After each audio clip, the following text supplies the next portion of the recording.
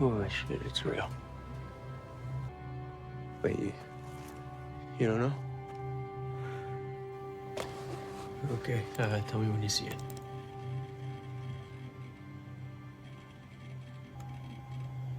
There.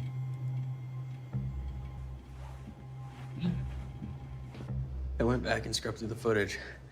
I'll probably be looking at the same damn cloud every day for the last 6 months. So, I mean, that's them in there, and we've been recording it, so we got it, right?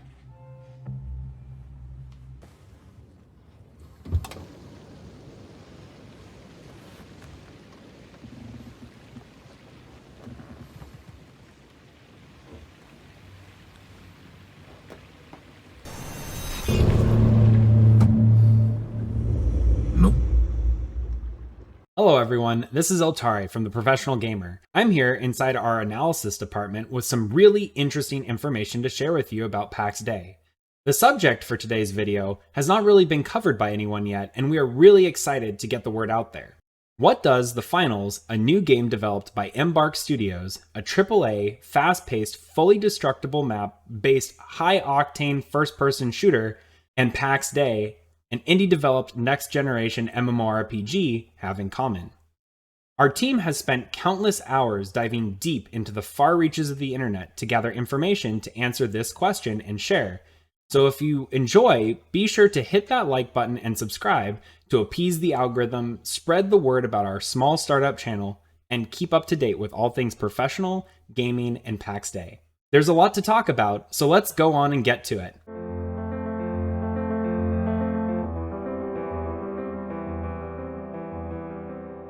For those of you just joining us, Pax Dei is a social, sandbox, cloud-native MMORPG game that was just announced on March 1st and has been building up a lot of hype due to its innovative take on the MMO genre. With modern Unreal Engine 5.1 graphical glory and emphasis on generating social interactions akin to the legendary MMOs of yore such as Ultima Online and Star Wars Galaxies, but the action combat, building, survival elements, and immersive gameplay we would all expect to see from a next-generation MMO. If the veteran game developers at Mainframe are able to fulfill even a quarter of the promises on this MMO, we will certainly have a contender for the next big MMO for the years to come. That brings us to the topic of today's video.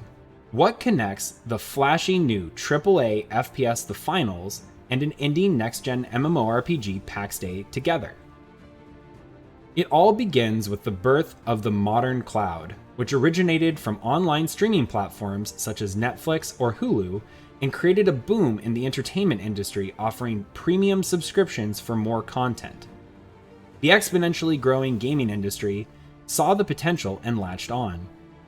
OnLive, Google Stadia, Nvidia GameStream, Amazon Luna, Xbox Cloud Gaming have all emerged in the last decade.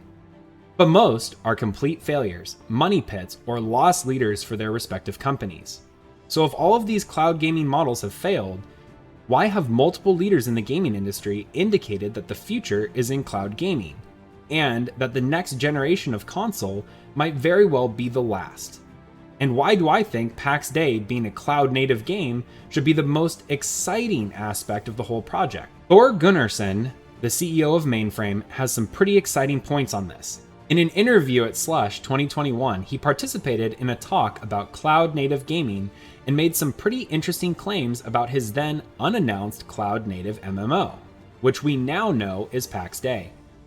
He said he believes that the next big leap in gaming is going to be in the cloud, and that most successful experiences are going to be the ones to fully utilize the cloud by being built from the ground up with the cloud in mind. Adam Billiard, who is the chief technical officer and co-founder of the cloud-native game development company called Polystream, in a 2019 game developer conference, divulged why the gaming industry as a whole is making this shift. So it turns out that there are two types of cloud gaming. The first is called pixel streaming. This is exactly what you're thinking it is. So without going into much detail, pixel streaming is when a game is run on a data center graphics card, and then the rendered image is sent back to the gamer.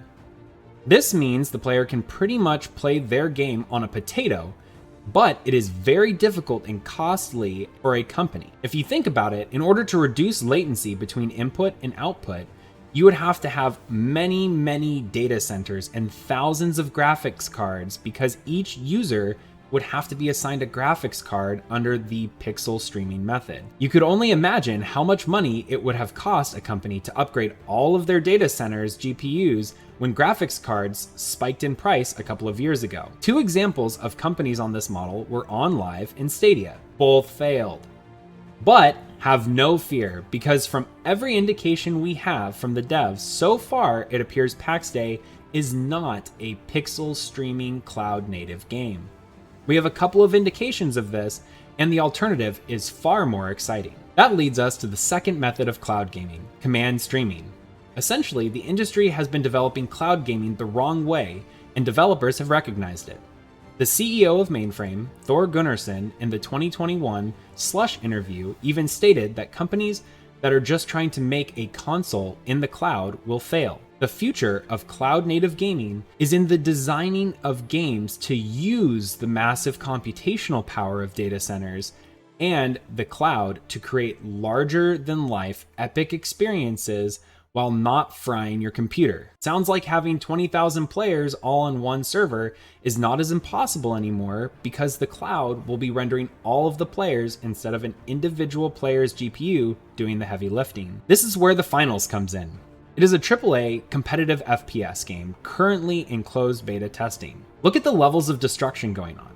In what world would you not instantly brick your computer trying to render this level of destruction? On top of that, why would you do this with a competitive shooter? The answer is simple. Most of this destruction isn't being processed by the players and is actually being command streamed from a data center. Hopefully you all can see the power here, because the data center is doing far more lifting than a computer or console or phone can do at home. We can get these insane scenes of destruction while also shooting each other in a game where frames, accuracy, and latency matter. It's nuts. So what is command streaming exactly? He explains that command streaming is essentially where the data center crunches all of the numbers for players. Essentially, it does the heavy lifting in processing massive amounts of data. It then sends the user's GPU the instructions for what to draw on the screen. It is genius because it means the data center, which has millions of CPUs, can scale with the numbers of users for a game very easily and cost efficiently, while still relying on the user's GPU to process the commands. All of the physics, the game world, and all objects in it are being handled by the cloud, so even phones could theoretically perform these actions seamlessly. So what have we learned so far? The old version of cloud gaming was called pixel streaming and behaved like Netflix for gaming.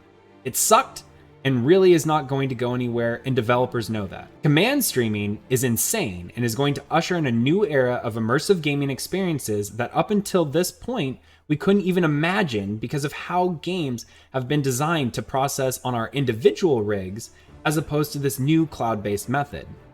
Let us know in the comments down below on how Pax Dei should use this new technology. If you're still with us, this is the part you were waiting for.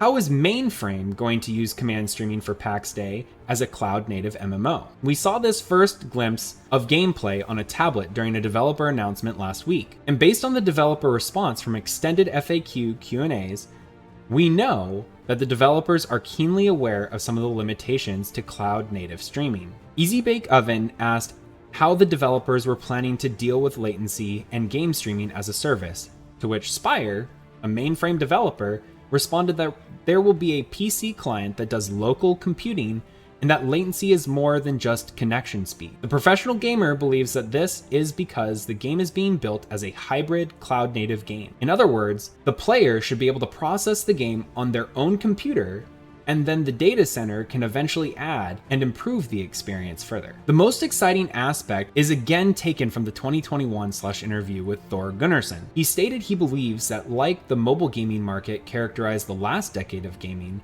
that interactivity with viewers and instantaneous access will be the next decade's big thing. You can envision watching your favorite streamer, maybe even Altari, the professional gamer, who streams Monday, Wednesday, and Friday starting at 8 p.m. Pacific Standard Time, and being able to actively affect their game by dropping buffs and support, or even instantly being able to join them for a massive fight. I see this happening something like this. Captain Ramey.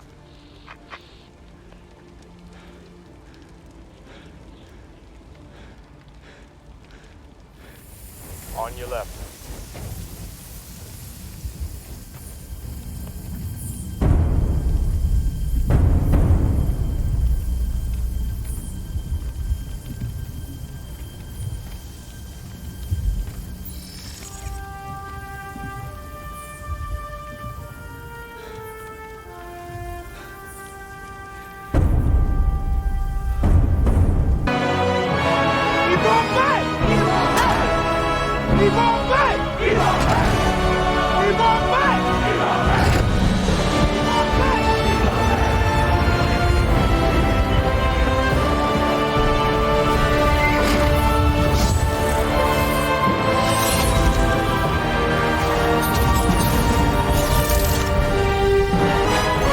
Is that everyone?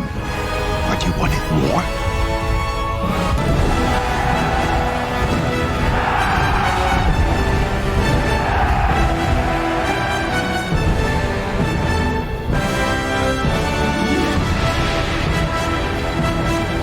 Avengers!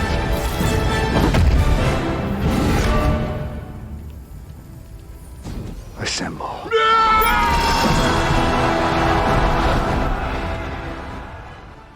You can see how this will bring so many people into the game and expose them to interacting with their favorite internet personalities. Now, I'm beginning to see why companies like Twitch and Microsoft are so invested in mainframe success, both monetarily and with their own expertise. We smell a future partnership with these companies at some point. As we all know, the life and death of an MMO is determined by its player base. I am very excited at the thought of being able to bring all of you together to interact with me while I adventure in Pax Dei.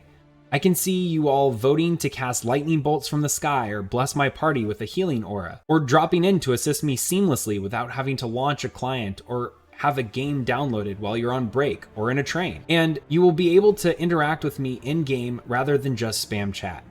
This level of interactivity is going to make streaming and viewing so much more interactive and really bring life to the community. This all doesn't come without some huge concerns. As someone who has led guilds for years, I've always recognized the toxicity and damage that a streamer guild can do to a server. So my biggest question for developers at Mainframe is if this level of interactivity, from being a big streamer instantly summoning hundreds of people, or a small group having a hard time in a dungeon being able to bring in help from wherever they are, is going to break the game. How is Altari's Golden Company, led by a fearless general with a sword of fire, a small-scale content creator, going to compete against the droves of Asmongold viewers? Oh God!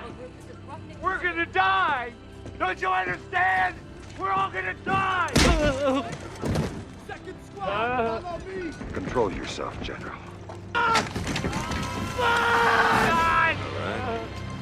Warm it all up! Everything you got! Come on, you hate! You want to live forever?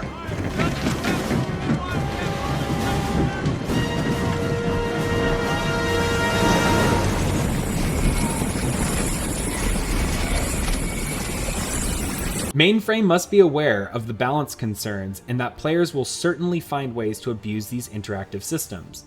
Regardless, this new frontier of gaming is going to be incredible and will produce the most interactive and unbelievable experiences we have ever had. Let me know in the comments how you think the devs should remedy this. If you are still here, thank you so much for sticking around.